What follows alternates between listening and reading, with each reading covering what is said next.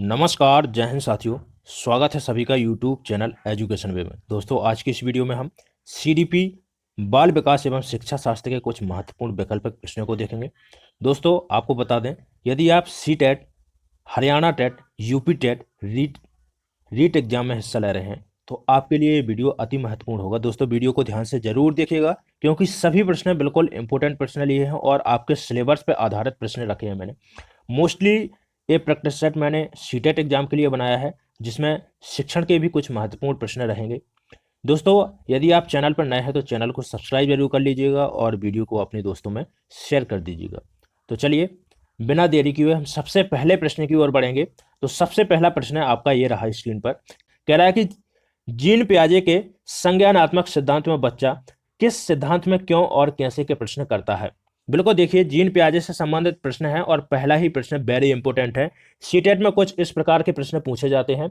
तो देखिए, पहला ऑप्शन है मूर्त अवस्था, ऑप्शन दूसरा है औपचारिक अवस्था, पूर्व प्रत्यात्मक अवस्था और चौथा ऑप्शन है आंतर प्रश्न काल। तो बिल्कुल इसका कमेंट कीजिएगा कि सही आंसर इसका क्या हो जाएगा। तो देखिए, जो सही आंसर हो जाएगा ऑप्शन तीसरा इसका राइट आंसर हो जाएगा कि बच्चा किस अवस्था में, पियाजे की किस अवस्था में क्यों और कैसे के प्रश्न करता है। तो देखिए, पूर्व प्रत्यात्मक अवस्था में करता है। अब देखिए, इसको बिल्कुल देखिए अच्छी तरह से हम समझेंगे।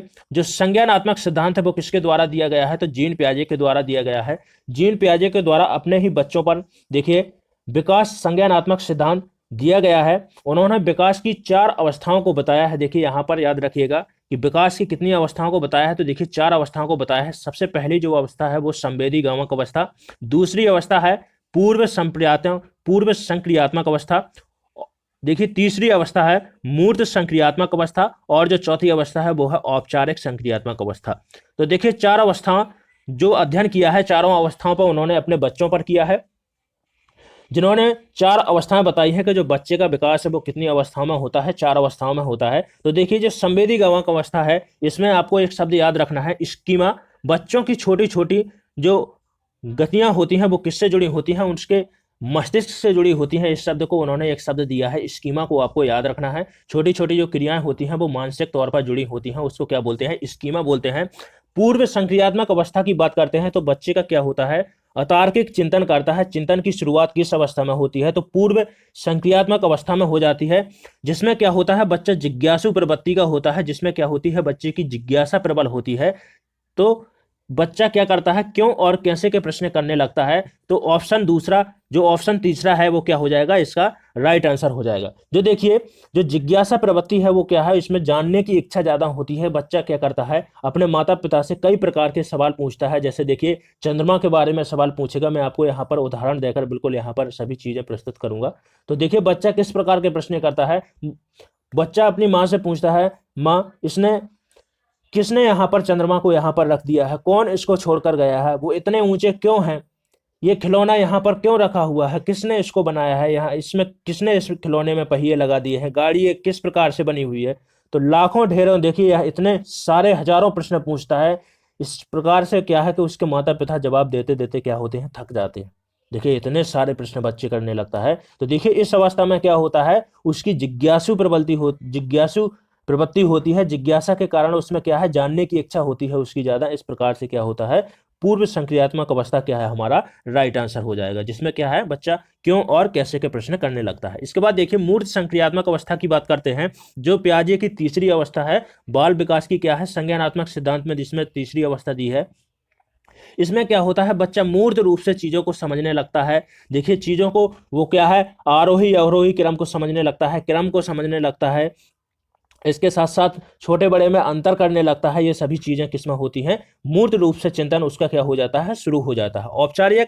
औपचारिक संक्रियात्मक अवस्था की बात करते हैं तो देखिए, बच्चा अमूर्त चिंतन, अमूर्त तार्किक चिंतन की शुरुआत यदि आपसे कहता है कि किस अवस्था में हो जाती है, तो वो देखिए औपचारिक संक्रियात्मक अवस्था में हो जाती है। कार्य कारण समझ में आने लगता है उसको। सभी प्रकार की जो किशोरावस्था यदि बात करते हैं, जिसका काल क्या है, 11 से 15 वर्ष की अवस्था होती है औपचारिक संक्रियात्मक अवस्था। तो देखिए, बिल्कुल देखिए, सभी प्रकार से मैंने आपको यहां पर समझा दिया है। चलिए अब बढ़ते हैं अगले प्रश्न की ओर। दूसरा प्रश्न है, कह रहा है कि स्व प्रेम की भावना का विकास होता है। देखिए, बिल्कुल इंपॉर्टेंट प्रश्न है। फ्रायड से संबंधित प्रश्न है, बिल्कुल देखिए इंपोर्टेंट है, इसको याद रखिएगा। कह रहा है कि स्व प्रेम की भावना का विकास किस अवस्था में होता है? पहला ऑप्शन है बाल्यावस्था में होता है, ऑप्शन दूसरा है किशोरावस्था में होता है, ऑप्शन तीसरा है शैशवावस्था में होता है, और ऑप्शन चौथा है कोई नहीं। तो देखिए स्व प्रेम की जो अवस्था देखने को मिलेगी, स्व प्रेम की भावना, स्व प्रेम की भावना क्या होती है? खुद से प्रेम करने की भावना किस अवस्था में देखने मिलेगी? तो देखिए शैशवावस्था में देखने को मिलेगी आपको। ऑप्शन तीसरा क्या है यहाँ पर राइट आंसर हो जाएगा। जो बच्चा होता है यदि उसको चॉकलेट दो तो जितनी भी आप चॉकलेट लेकर आओगे वो सभी चॉकलेट अपने पास रख लेगा, एक भी चॉकलेट किसी को खाने के लिए नहीं देगा। तो देखिए वो खुद से क्या है इतना प्रेम करता है, वो किसी को अपने सामने नहीं मानता है। तो देखिए इस प्रकार की प्रवृत्ति किस में पाई जाती है? शैशवावस्था में आपको देखने को मिलेगी। तो यहां पर जो राइट आंसर हो जाएगा वो क्या हो जाएगा? शैशवावस्था हो जाएगा। देखिए जो स्व प्रेम की भावना है इसको फ्रायड के द्वारा एक शब्द दिया गया है, फ्रायड के द्वारा एक शब्द दिया गया है। देखिए उस शब्द को आपको याद रखना है क्योंकि एग्जाम में प्रश्न बनता है। उस अवस्था को क्या बोलते हैं? नार्सिसिज्म बोला जाता है। तो नार्सिसिज्म को आपको याद रखना है कि स्व प्रेम की, खुद से प्रेम करने की भावना को क्या बोलते हैं? नार्सिसिज्म बोलते हैं। जो किस अवस्था में पाई जाती है? शैशवावस्था में देखने को मिलेगी। बाल्यावस्था की बात करते हैं तो देखिए बाल्यावस्था को समूह या टोली की अवस्था बोलते हैं, गंदी अवस्था के रूप में भी जानते हैं। जो बच्चा होता है वो क्या है? समूह में खेलना सीख जाता है, समूह में जो उसके समलिंगी दोस्त होते हैं वो क्या है? उसके साथ में खेलना सीख जाता है, समूह में खेलता है, बच्चों के साथ में जाकर खेलता है। इसी प्रकार उसकी क्या होती है? बहिर्मुखी प्रवृत्ति का भी उसका क्या हो जाता है? विकास आरंभ हो जाता है। देखिए जो किशोरावस्था है, किशोरावस्था दुखी या उलझन की अवस्था कहलाती है। जो स्टैनले हॉल है उनके द्वारा कहा गया है कि जो किशोरावस्था है वो क्या है? तनाव, तूफान और क्या है? दबाव की अवस्था है। तो देखिए एक एक को बिल्कुल देखिए अच्छे से समझते चलेंगे। चलिए इसी क्रम में बढ़ते हैं अगले प्रश्न की ओर। देखिए इंपोर्टेंट प्रश्न है और एक और प्रश्न देखिए अधिगम शिक्षण अधिगम से संबंधित प्रश्न है। कह रहा है इंपोर्टेंट प्रश्न है, बिल्कुल देखिए इंपोर्टेंट लगा लीजिए इसको। कह रहा है कि एक छात्र गणित के प्रश्न करते हुए एक प्रश्न पर अटक गया और कुछ समय सोचने के बाद अचानक उसे क्या है? एक युक्ति सूझी तथा उसकी क्या है? समस्या हल हो गई। तो इस प्रकार के अधिगम को आप क्या कहेंगे? पहला ऑप्शन है सक्रिय अनुबंधन, ऑप्शन दूसरा है सूझ के द्वारा अधिगम, ऑप्शन तीसरा है क्लासिकीय अनुबंधन, ऑप्शन चौथा है श्रेणीबद्ध प्रवृत्ति। तो देखिए बिल्कुल देखिए इंपोर्टेंट प्रश्न है सीटेट के लिए, तो बिल्कुल मैं कहूंगा देखिए सीटेट के लिए बिल्कुल इंपोर्टेंट प्रश्न है, इसको इंपोर्टेंट लगा लीजिएगा।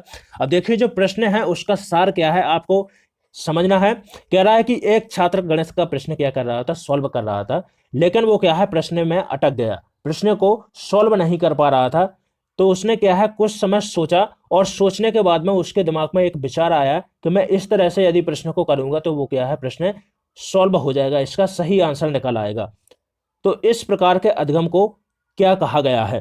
पहला ऑप्शन है सक्रिय अनुबंधन, दूसरा ऑप्शन है सूझ के द्वारा अधिगम, तीसरा है क्लासिकीय अनुबंधन और चौथा है श्रेणीबद्ध अनुबंधन। तो जो इसका राइट आंसर हो जाएगा वो क्या है? ऑप्शन दूसरा राइट आंसर हो जाएगा। अब देखिए यहां पर समझेंगे कि दूसरा ऑप्शन क्या है? राइट आंसर क्यों हो जाएगा? सूझ के द्वारा अधिगम इसका राइट आंसर क्यों होगा? तो देखिए जो सूझ के द्वारा अधिगम है वो क्या है? सूझ के लिए क्या है? सूझ होती है जो वो क्या होती है? अचानक आती है। और सूझ के लिए क्या है? समस्या का होना बिल्कुल देखिए अति आवश्यक है। समस्या नहीं होगी तब तक आपको क्या है? सूझ नहीं आएगी। जो सबसे प्रकार से बिल्कुल देखिए ग्राफ के माध्यम से मैं इसको आपको समझाता हूं, बिल्कुल आप अच्छी तरह से समझ जाएंगे। सबसे पहले क्या है? सूझ के लिए क्या है? समस्या का होना जरूरी है। तो समस्या यहाँ पर क्या है? बच्चे को एक सवाल है और वो क्या है? सवाल सॉल्व नहीं कर पा रहा है, तो ये पहला स्टेप हो जाएगा। इसके बाद देखिए वो क्या है? अंतर्दृष्टि करेगा। जब उसके सामने समस्या आएगी तो वो क्या है? अंतर्दृष्टि करेगा, अपने अंदर झांकेगा, उसके अंदर क्या है? विचार आएंगे। अंतर्दृष्टि क्या कहलाता है? विचारों का आना क्या है? अंतर्दृष्टि कहलाता है। अपने मन में झांकेगा और सोचेगा, ठीक है? तो विचारों का आना क्या कहलाएगा? अंतर्दृष्टि कहलाएगा। तो ऑप्शन दूसरा क्या हो जाए, सॉरी क्या है? दूसरा जो हमारा पक्ष हो जाएगा। इसके बाद जो तीसरा स्टेज है वो क्या है? सूझ। इसके बाद क्या है? थोड़ी देर सोचने के बाद में उसको क्या है? सूझ आएगी। जो तीसरा नंबर है सूझ आएगी कि मैं इस प्रकार से यदि प्रश्न को हल करूंगा तो वो क्या है? इसका आंसर निकल जाएगा और उसका क्या मिल जाएगा? उसको समाधान मिल जाएगा। तो देखिए जो चार अवस्थाएं यहां पर मैंने बताई है, पहले सूझ के लिए क्या है? समस्या का होना जरूरी है। इसके बाद क्या है? विचार आएंगे। जैसे ही उसके दिमाग में विचार आए कि मैं यदि ये तरीका यहां पर लगाऊंगा, ये सूत्र लगाऊंगा इस सवाल में, तो वो क्या है? इस मुझे समस्या का क्या है? समाधान मिल जाएगा, सवाल क्या है? सॉल्व हो जाएगा और मेरा आंसर आ जाएगा। तो यहाँ पर उसका क्या है? समस्या का समाधान हो गया। तो देखिए इस प्रकार के अधिगम को क्या बोलेंगे? सूझ के द्वारा अधिगम बोलेंगे। चलिए बढ़ते हैं अब अगले प्रश्न की ओर। कह रहा है कि विद्यार्थियों में पाई जाने वाली अधगम शैलियों में भिन्नता का कारण क्या हो सकता है? ऑप्शन पहला है विद्यार्थी के सामाजिकरण की प्रक्रिया, ऑप्शन दूसरा है विद्यार्थी के द्वारा अपनाई जाने वाली चिंतन की युक्तियां, ऑप्शन तीसरा है परिवार का आर्थिक स्तर, या फिर बालक का पालन पोषण। तो देखिए यहाँ पर जो राइट आंसर हो जाएगा ऑप्शन दूसरा राइट आंसर हो जाएगा। उसके जो चिंतन करने की जो युक्तियां हैं उसके कारण क्या हो जाएगा, उसके अधगम शैलियों में क्या होती है, भिन्नता पाई जाती है। अब देखिए जो इसका मुख्य कारण है वो बताता हूं मैं आपको कि अधगम शैलियों में अंतर क्यों होता है। प्रत्येक बच्चे का जो स्तर होता है वो अलग अलग होता है। इसका कारण क्या है? देखिए प्रकृति का नियम है कि कोई भी व्यक्ति क्या है आपस में क्या है, दो व्यक्ति क्या है पूर्णतः एक जैसे नहीं हो सकते हैं। तो देखिए इसका जो कारण है वो क्या है, व्यक्तिक विभिन्नता। क्या है? व्यक्तिक विभिन्नता के कारण क्या होता है कि सभी व्यक्ति क्या है एक दूसरे से अलग होते हैं। कोई भी व्यक्ति क्या है एक दूसरे से क्या होते हैं, सिमिलर नहीं हो सकते। सभी व्यक्ति क्या होते हैं, अलग अलग होते हैं। उनके कार्य करने का तरीका हो, वो चाहे बुद्धि का सोचने का तरीका हो या फिर व्यक्तित्व हो, इन सभी कामों में क्या है कोई भी व्यक्ति समान नहीं हो सकते। देखिए किसी भी व्यक्ति का क्या है कार्य करने का तरीका अलग होता है। सभी क्या है बुद्धि का अलग अलग, सोचने का तरीका अलग होता है। व्यक्तित्व में सभी व्यक्ति समान होता है। कोई गुस्सैल प्रवृत्ति का होता है, कोई नरम प्रवृत्ति का होता है, किसी की अंतर्मुखी प्रवृत्ति होती है, कोई बहिर्मुखी प्रवृत्ति का व्यक्ति होता है। तो देखिए सभी प्रकार से क्या है एक दूसरे से भिन्न व्यक्ति होते हैं। इसी कारण क्या है अधगम शैलियों में भी क्या है विभिन्नता पाई जाती है। तो देखिए अधगम शैलियों में विभिन्नता का कारण क्या है, उसकी व्यक्तिक विभिन्नता है। तो देखिए वही यहाँ पर दूसरे तरीका से कहा गया है कि विद्यार्थी के द्वारा क्या है अपनाई जाने वाली चिंतन की युक्तियों में क्या है विभिन्नता है। इसी कारण से क्या है अधगम शैलियों में भी भिन्नता है। चलिए अब बढ़ते हैं अगले प्रश्न की ओर। अगला प्रश्न है देखिए कथन से संबंधित है। कह रहा है कि वैलेंटाइन ने किस अवस्था को सीखने का अनोखा काल कहा है? तो पहला ऑप्शन है शैशवावस्था को कहा है, ऑप्शन दूसरा है बाल्यावस्था को कहा है, ऑप्शन तीसरा है किशोरावस्था को, ऑप्शन चौथा है कोई नहीं। तो देखिए जो यहाँ पर राइट आंसर हो जाएगा वो पहला ही ऑप्शन राइट आंसर हो जाएगा कि सीखने का अनोखा काल किस अवस्था को बोला जाता है। तो देखिए सीखने का अनोखा काल किस अवस्था को कहा जाता है, तो शैशवावस्था को कहा जाता है। यहीं पर देखिए एक मिलती जुलती परिभाषा मैं आपको यहाँ पर बताता हूँ। देखिए यहाँ पर एक आपको परिभाषा को याद रखना है। कॉल और ब्रूस के द्वारा एक परिभाषा सुझाई गई है। देखो उसको आपको याद रखना है। कॉल और ब्रूस के द्वारा कहा गया है कि जो बाल्यावस्था है वो क्या है संवेगात्मक का अनोखा काल है। क्या है? संवेगात्मक विकास का अनोखा काल किसको कहा है? संवेगात्मक विकास का अनोखा काल किसको कहा है? तो बाल्यावस्था को कहा है और कॉल और ब्रूस के द्वारा कहा गया है। इसको आपको याद रखना है। किशोरावस्था की बात करते हैं तो देखिए किशोरावस्था को स्टैनले हॉल की परिभाषा को आपको याद रखना है। उनके द्वारा कहा गया है कि देखिए जो किशोरावस्था है वो क्या है, तनाव और दबाव और तूफान की अवस्था है। किलपेट्रिक की बात करते हैं तो देखिए किलपेट्रिक के द्वारा कहा गया है कि जो किशोरावस्था है वो जीवन का क्या है, सबसे कठिन काल है। दुखी और उलझन की अवस्था भी किसको कहा गया है? किशोरावस्था को कहा गया है। चलिए अब बढ़ते हैं अगले प्रश्न की ओर। कह रहा है कि बहिर्मुखी प्रवृत्ति का विकास किस अवस्था में होता है? पहला ऑप्शन है शैशवावस्था में, ऑप्शन दूसरा है किशोरावस्था में, ऑप्शन तीसरा है बाल्यावस्था में, या फिर कोई नहीं। तो देखिए जो यहाँ पर राइट आंसर हो जाएगा ऑप्शन तीसरा। बिल्कुल देखिए यहाँ पर राइट आंसर हो जाएगा। जो बाल्यावस्था है वो क्या है, समूह या टोली की अवस्था कहलाती है। और देखिए जैसे ही बालक क्या करता है, देखिए शैशवावस्था कितना, इसको आपको याद रखना है कि शैशवावस्था का काल क्या है, समय क्या रहा है। तो देखिए 6 वर्ष से 12 वर्ष का समय होता है। इसी अवस्था में क्या है बालक स्कूल जाना प्रारंभ करता है। इसी अवस्था में क्या है बालक समूह या देखिए टोली में खेलना प्रारंभ करता है। इसी अवस्था में क्या है बालक अपने परिवार और मृतजनों से क्या है संबंध बनाता है। देखिए संबंध उनका क्या है, समलिंगी दोस्त उसके बनते हैं। देखिए तो इस प्रकार की देखिए जब बहिर्मुखी प्रवृत्ति है क्या है, वो जब अपने दोस्तों से मिलता है, नए दोस्तों से मिलता है, स्कूल जाता है, नए नए उसको दोस्त मिलते हैं, तो वहां पर क्या होता है बालक की जो बहिर्मुखी प्रवृत्ति है उसका विकास क्या है आरंभ हो जाता है। तो देखिए यहाँ पर तीसरा ऑप्शन क्या है राइट आंसर हो जाएगा। चलिए अब बढ़ते हैं अगले प्रश्न की ओर। कह रहा है कि एक 4-5 वर्ष के बालक में अपने पिता की अपेक्षा के प्रति वो क्या है माता से ज्यादा प्रेम की भावना रखता है। तो ठीक है, बालक के इस व्यवहार को क्या है फ्राइड के द्वारा क्या नाम दिया गया है? देखिए प्रश्न को समझने का प्रयास कीजिएगा। प्रश्न कह रहा है कि एक 4-5 वर्ष का बालक है, एक 4-5 वर्ष का क्या है बालक है, और वो क्या है अपने पिता की अपेक्षा माता से क्या है अधिक प्रेम की भावना रखता है। ठीक है, माता से क्या है अधिक प्रेम की भावना रखता है। तो इस प्रकार के व्यवहार को क्या है सिगमंड फ्राइड के द्वारा क्या कहा गया है, क्या शब्द दिया गया है? पहला ऑप्शन है परायहम, ऑप्शन दूसरा है ओडिपस कॉम्प्लेक्स, ऑप्शन तीसरा है इलेक्ट्रा कॉम्प्लेक्स, ऑप्शन चौथा है नार्सिसिस। तो देखिए यहाँ पर आपको दो शब्दों को याद रखना है, तो इसका पहले मैं आपको राइट आंसर बता देता हूं। तो इसका जो सही आंसर हो जाएगा ऑप्शन दूसरा, इसका आंसर सही हो जाएगा। उसको क्या अवस्था कहते हैं, उसको ऑडिपस कॉम्प्लेक्स कहते हैं। तो देखिए यहाँ पर आपको दो शब्द समझना है, एक तो ऑडिपस कॉम्प्लेक्स और जो दूसरा है वो क्या है, इलेक्ट्रा कॉम्प्लेक्स। जो ऑडिपस ग्रंथि है और इलेक्ट्रा ग्रंथि है, इसका विकास बालक में शैशव अवस्था में आपको देखने को मिलेगा। इसकी अवस्था क्या है, 4 से 6 वर्ष की है। 4 से 6 वर्ष में क्या है, आपको इसका प्रभाव देखने को मिलेगा, ऑडिपस कॉम्प्लेक्स और इलेक्ट्रा कॉम्प्लेक्स जो शैशव अवस्था में पाई जाती है। तो देखिए जो इलेक्ट्रा और ऑडिपस ग्रंथि है, ये दोनों ग्रंथियों का विकास 4 से 6 वर्ष की अवस्था में होती है। और जो ऑडिपस ग्रंथि है वो किसमें पाई जाती है, तो देखिए आपको लड़कों में देखने को मिलेगी, और जो इलेक्ट्रा ग्रंथि है वो किसमें, लड़कियों में देखने को मिलेगी। तो आपको देखिए यहां पर मैं एक ट्रिक बताता हूं, यहां पर मैं आपको एक ट्रिक बताता हूं। जो देखिए इलेक्ट्रा ग्रंथि है उसमें क्या है, लास्ट में देखिए यहां पर देखिए लड़की में क्या है, ई है। तो जो ई है उसमें क्या है, लड़कियों में है, इसलिए इलेक्ट्रा बोलते हैं इसको। जो लड़कों में है वो क्या है, ऑडिपस का ओ है। तो यहां पर आपको एक ट्रिक के माध्यम से इसको याद रख लेना है। अब जो दोनों शब्द हैं वो किसके द्वारा, सिगमंड फ्राइड के द्वारा दिए गए हैं। जो कह रहा है कि लड़कों में जो ऑडिपस ग्रंथि है, इसका प्रभाव आपको देखिए किस प्रकार से देखने को मिलेगा।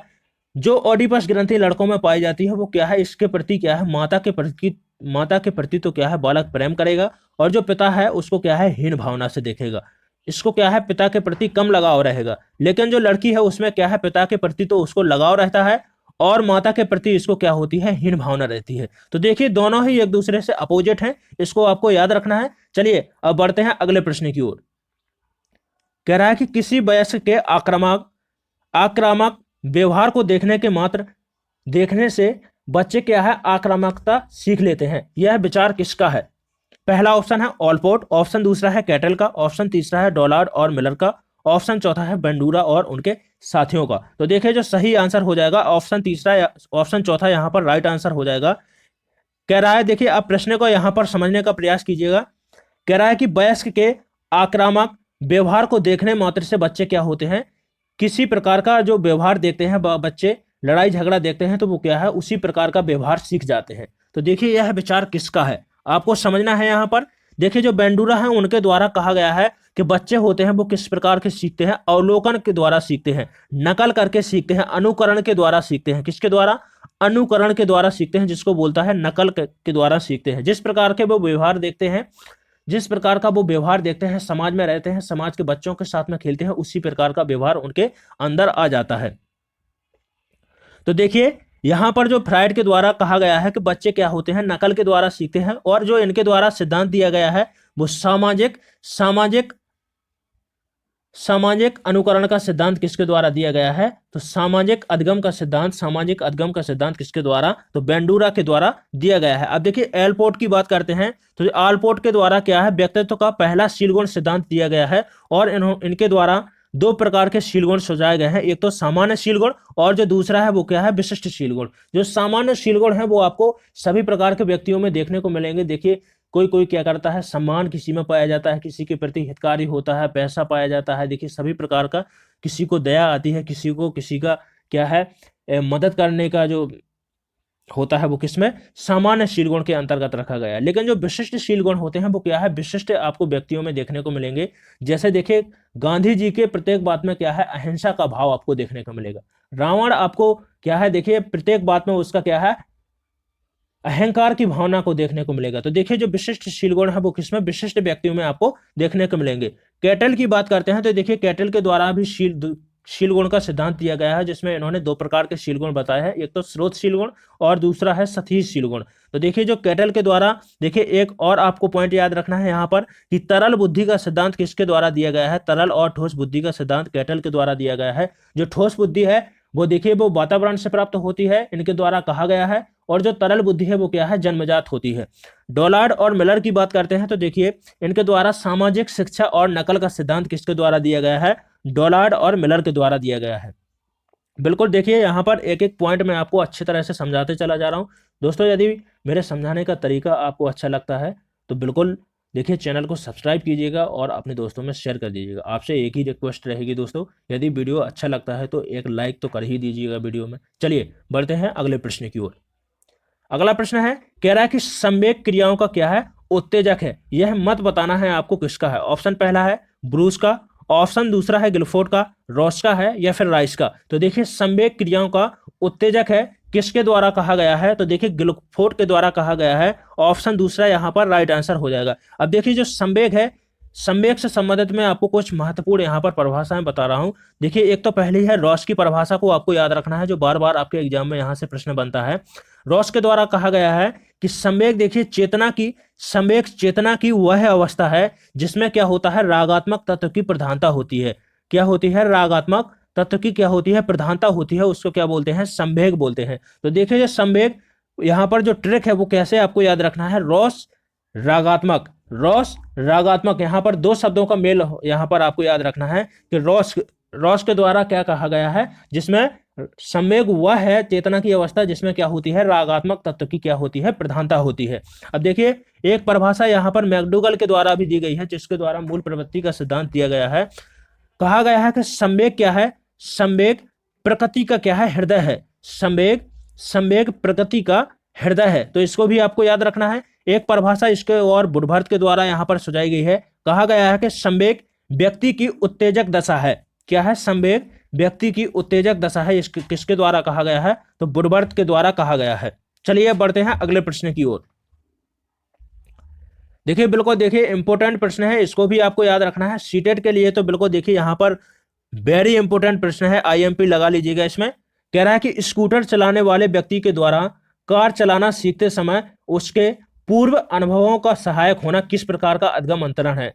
देखिए किस प्रकार के अधगम अंतरण का उदाहरण है आपको बताना है। तो देखिए अधगम अंतरण को क्या बोलते हैं, अधगम स्थानांतरण। तो कह रहा है कि एक व्यक्ति स्कूटर चलाना सीखता है, स्कूटर चलाना उसको क्या है, आता है, लेकिन वो जब कार चलाना सीखता है तो उसको क्या है, उसको कार चलाने में क्या है, सहायता मिलती है, क्योंकि उसको स्कूटर चलाना पहले से ही आता है। तो इस प्रकार के अधगम स्थानांतरण को क्या बोलेंगे। पहला ऑप्शन है ऊर्ध्व अंतरण, ऑप्शन दूसरा है धनात्मक अंतरण, ऑप्शन तीसरा है क्षैतिज अंतरण, और ऑप्शन चौथा है द्विपार्श्विक अंतरण। तो देखिए इसका जो राइट आंसर हो जाएगा, पहला ही ऑप्शन राइट आंसर हो जाएगा। इसको क्या बोलेंगे, ऊर्ध्व अंतरण बोलेंगे। अब देखिए जो धनात्मक अंतरण है, यदि यहाँ पर ऊर्ध्व अंतरण नहीं दिया होता तो यहाँ पर जो आपका राइट आंसर हो जाता वो क्या होता, धनात्मक अंतरण। लेकिन देखिए यहाँ पर मैं आपको बताता हूं कि जो अधगम अंतरण है उसको कितने सकारात्मक अधगम अंतरण है उसको 3 प्रकार से विभाजित किया है। एक तो देखिए धनात्मक अंतरण, नकारात्मक अंतरण और शून्य अंतरण। तो जो धनात्मक अंतरण है इसको 3 प्रकार से विभाजित किया गया है। एक तो देखिए ऊर्ध्व अंतरण,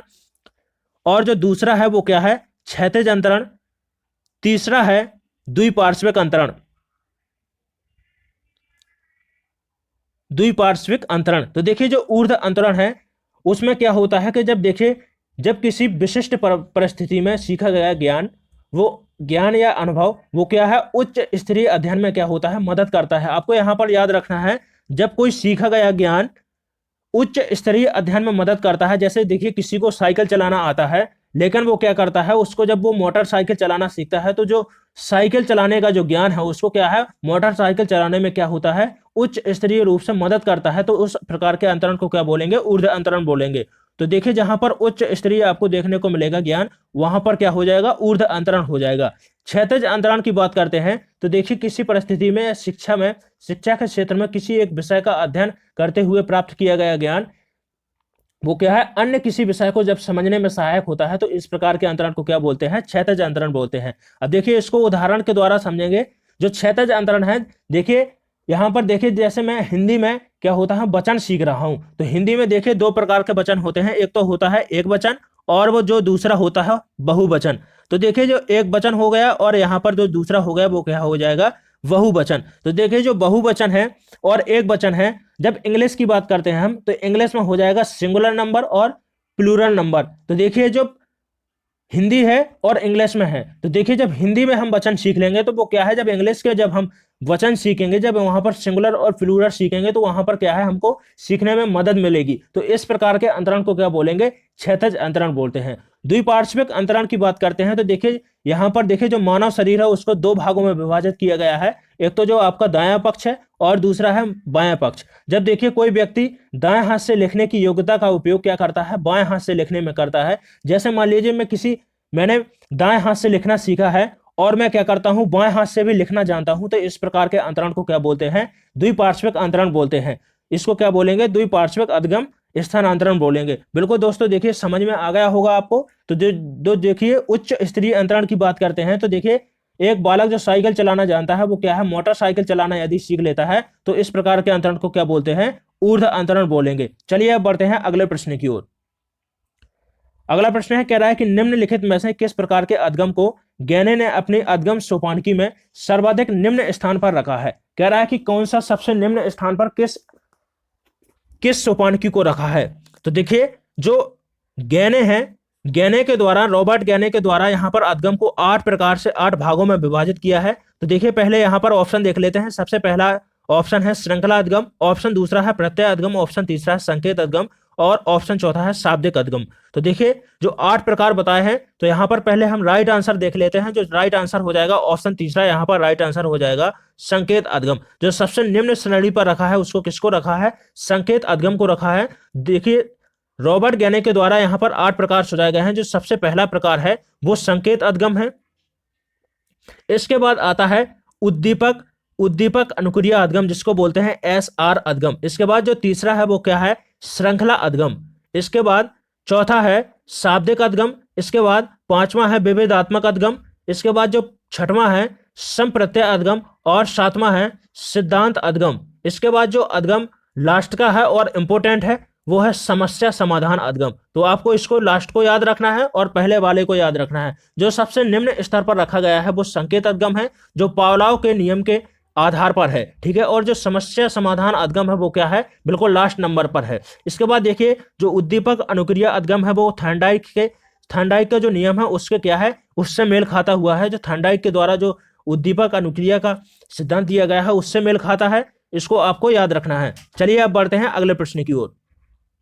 कह रहा है कि लेव वाइगोत्स्की के अनुसार संज्ञानात्मक विकास का मूल कारण क्या है। पहला ऑप्शन है संतुलन, ऑप्शन दूसरा है सामाजिक अन्योन क्रिया, ऑप्शन तीसरा है मानसिक प्रारूपों का समायोजन, ऑप्शन चौथा है उद्दीपक अनुक्रिया युग्मन। तो देखिए लेव वाइगोत्स्की का सिद्धांत कौन सा दिया गया है, सामाजिक संज्ञानात्मक सिद्धांत दिया गया है। तो जो ऑप्शन दूसरा यहाँ पर राइट आंसर हो जाएगा कि सामाजिक अन्योन क्रिया के कारण क्या है, बच्चे क्या होते हैं, सीखते हैं। तो देखिए जो इनकी ट्रिक है इसको आपको याद रखना है। जहां पर भी आपको समाज के द्वारा सीखने को मिलेगा, समाज के द्वारा किसके द्वारा सुझाया गया है, तो देखिए लेव वाइगोत्स्की के द्वारा कहा गया है कि जो बच्चे होते हैं वो किस प्रकार सीखते हैं, तो समाज के साथ में, समाज से क्या है, क्रिया कर सीखते हैं। वो क्या है, समवयस्क और वयस्कों के साथ में क्या है जब जुड़ते हैं तो वो क्या है, अधगम को सीख लेते हैं, शिक्षण प्रक्रिया में भाग ले लेते हैं।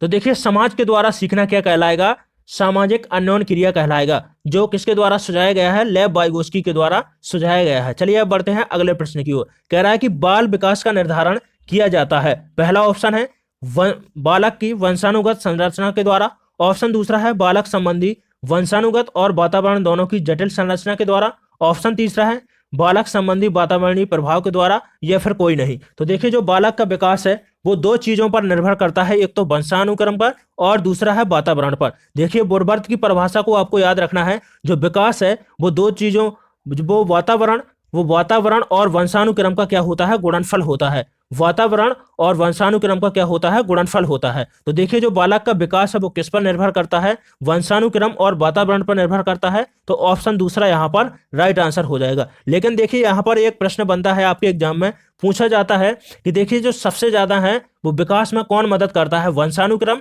या वातावरण। तो देखिए जो वातावरण है वो 70% तक यहाँ पर विकास में रोल निभाता है। वंशानुक्रम की बात करते हैं तो 30% तक यहाँ पर वो क्या है, विकास में रोल निभाता है। चलिए अब बढ़ते हैं अगले प्रश्न की ओर। नेक्स्ट प्रश्न है, कह रहा है कि ब्रूनर की प्रतिबिंबात्मक अवस्था पियाजे के संज्ञानात्मक विकास की किस अवस्था से मिलती जुलती है। तो देखिए यहाँ पर थोड़ा सा, यहाँ पर एक जो प्रश्न है वो मिस्टेक हो गया है। देखिए यहाँ पर है कि ब्रूनर की प्रतिबिंबात्मक अवस्था पियाजे के संज्ञानात्मक विकास की किस अवस्था से नहीं मिलती जुलती है? यहां पर आपको नहीं लिख लेना है।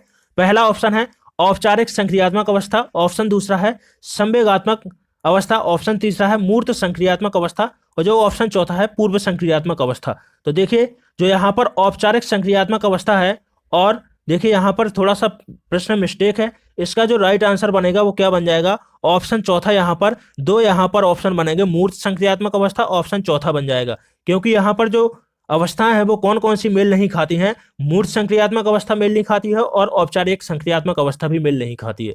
चलिए अब बढ़ते हैं अगले प्रश्न की ओर। कह रहा है कि परिपाक काल का समय क्या होता है?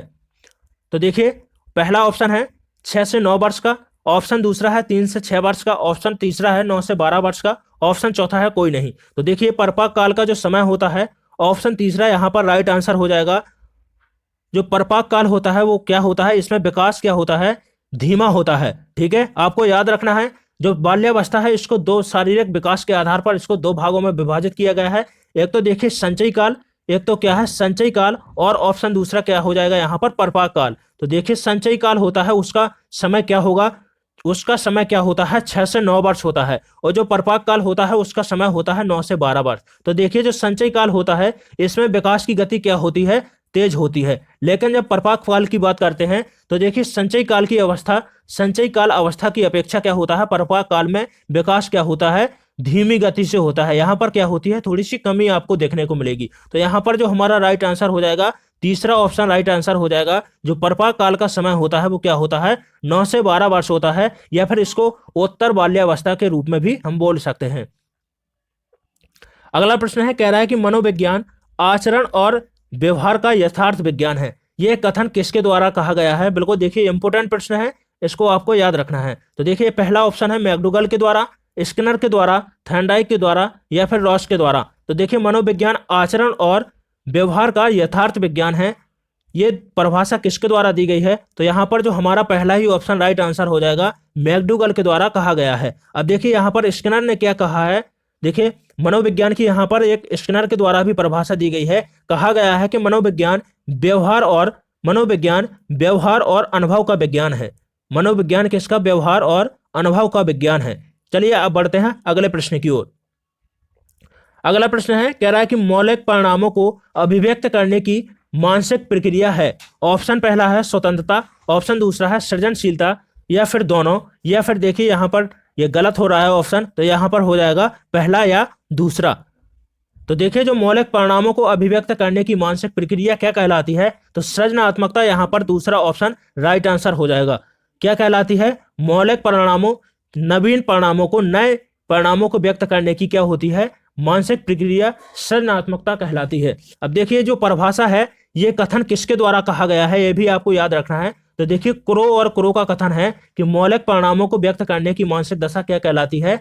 सृजनात्मकता कहलाती है। क्रो और क्रो को आपको याद रखना है। इसके अलावा एक परिभाषा और बताता हूं मैं आपको, जेम्स ड्रेबर की परिभाषा को आपको याद रखना है कि नवीन विकास की क्षमता, नवीन ज्ञान की क्षमता क्या होती है? नवीन ज्ञान की क्षमता या नवीन उत्पाद की क्षमता क्या कहलाती है? सृजनात्मकता कहलाती है। तो जेम्स ड्रेबर के द्वारा कहा गया है। चलिए अब बढ़ते हैं अगले प्रश्न की ओर। कह रहा है बीके पासी का संबंध किस विश्वविद्यालय से है? पहला ऑप्शन है अलीगढ़ विश्वविद्यालय से, ऑप्शन दूसरा है इंदौर विश्वविद्यालय से, ऑप्शन तीसरा है जबलपुर, ऑप्शन तीसरा है डीयू से। तो जो देखिए यहाँ पर राइट आंसर हो जाएगा, ऑप्शन दूसरा राइट आंसर हो जाएगा।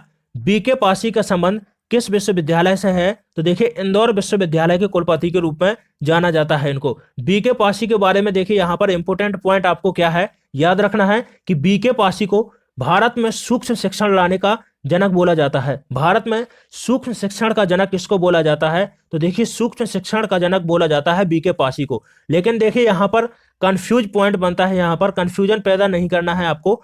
पूछता है कि सूक्ष्म शिक्षण सबसे पहले कक्षा में किसके द्वारा पढ़ाया गया था? तो देखिए डीडी तिवारी को आपको याद रखना है। डीडी तिवारी के द्वारा सूक्ष्म शिक्षण को कक्षा में क्या है सर्वप्रथम पढ़ाया गया था। चलिए इसके बाद देखते हैं अगले प्रश्न को। कह रहा है कि करके सीखना किस विधि में प्रयोग होता है? पहला ऑप्शन है किंडरगार्टन, ऑप्शन दूसरा है मॉन्टेसरी विधि में, ऑप्शन तीसरा है प्रोजेक्ट विधि में, या फिर सभी में। तो देखिए यहाँ पर फोर्थ ऑप्शन राइट आंसर हो जाएगा। जो करके सीखना विधि है वो किस विधि में होता है? तो देखिए किंडरगार्टन, मॉन्टेसरी और प्रोजेक्ट विधि तीनों में होता है। तो यहाँ पर जो ऑप्शन चौथा है राइट आंसर हो जाएगा। अब देखिए जो किंडरगार्टन विधि है किसके द्वारा दी गई है? तो देखिए यहाँ पर आपको अल्फ्रेड फ्रोबेल को याद रखना है। फ्रोबेल के द्वारा गेंद के खेल पर जोर दिया गया था और 4 से 6 वर्ष के बच्चों पर यहाँ पर इनके द्वारा अध्ययन किया गया था। तो देखिए जो किंडरगार्टन विधि है इनके द्वारा सुझाई गई एक विधि है। इनके द्वारा कहा गया था कि जो बच्चे होते हैं वो बालक हैं वो किस तरह होते हैं? उद्यान में लगे हुए फूल के पेड़ों की तरह होते हैं। ठीक है, इसके द्वारा मॉन्टेसरी विधि की बात करते हैं। तो देखिए जो मॉन्टेसरी विधि है वो डॉक्टर मारिया मॉन्टेसरी के द्वारा दी गई थी। चलिए अब बढ़ते हैं अगले प्रश्न की ओर।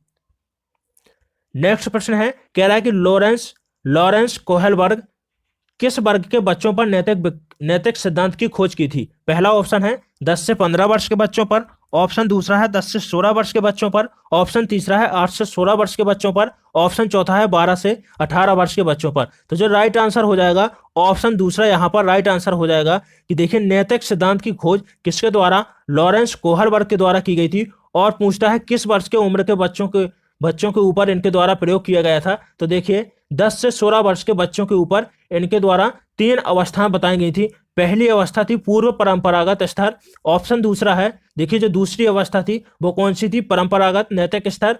तीसरी थी उत्तर या पश्च परंपरागत स्तर। तो देखिए तीनों को आपको याद रखना है। पहली थी पूर्व नैतिक अवस्था जिसको बोलते हैं, दूसरी को बोलते हैं नैतिक अवस्था, और जो तीसरी है वो क्या है? उत्तर या पश्च नैतिक अवस्था। चलिए अब बढ़ते हैं अगले प्रश्न की ओर। दोस्तों देखिए सभी प्रश्न बिल्कुल कंप्लीट कर लिए हैं हमने। जितने भी महत्वपूर्ण प्रश्न थे एक एक प्रश्न बिल्कुल आपके एग्जाम के लिए महत्वपूर्ण थे। चाहे आप सीटेट दे रहे हैं, यूपी टेट दे रहे हो, हरियाणा टेट दे रहे हो या फिर किसी भी टीटी एग्जाम में हिस्सा ले रहे हो, सभी प्रश्न बिल्कुल आपके एग्जाम के लिए। लेकिन जो प्रैक्टिस सेट है मुख्यतः सीटेट के लिए बनाया गया था, क्योंकि यहाँ पर शिक्षण से संबंधित प्रश्न ज़्यादातर पूछे जाते हैं। सभी प्रकार के प्रश्न मैंने सभी टॉपिकों को लगभग मैंने यहाँ पर छुआ है। दोस्तों यदि आप चैनल पर नए हो तो बिल्कुल चैनल को सब्सक्राइब जरूर कर दीजिएगा, और वीडियो अच्छा लगा हो तो एक लाइक करके जाइएगा। दोस्तों अपने दोस्त कोई भी दोस्त हो जो आपकी टीईटी एग्जाम की तैयारी कर रहे हो तो बिल्कुल उनमें देखिए दोस्तों में वीडियो को शेयर जरूर कीजिएगा, और यदि अच्छा लगा हो वीडियो तो चैनल को सब्सक्राइब जरूर कीजिएगा। चलिए इसके बाद मिलते हैं अगले प्रैक्टिस सेट में कुछ महत्वपूर्ण प्रश्नों के साथ में। तब तक के लिए धन्यवाद।